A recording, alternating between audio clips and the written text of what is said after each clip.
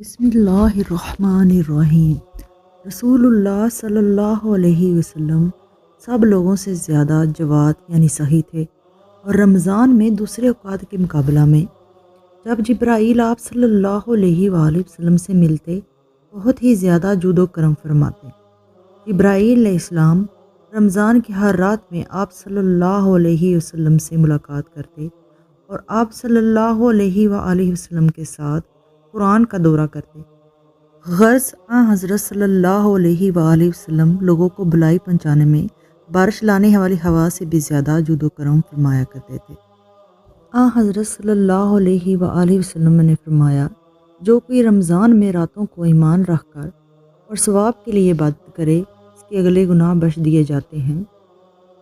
ایک اور حدیث میں ہے، حضرت صلی اللہ علیہ وآلہ وسلم نے فرمایا، جس نے رمضان کے روزے ایمان اور خالص نیت کے ساتھ رکھے اس کے پچھلے گناہ بخش دیے گئے۔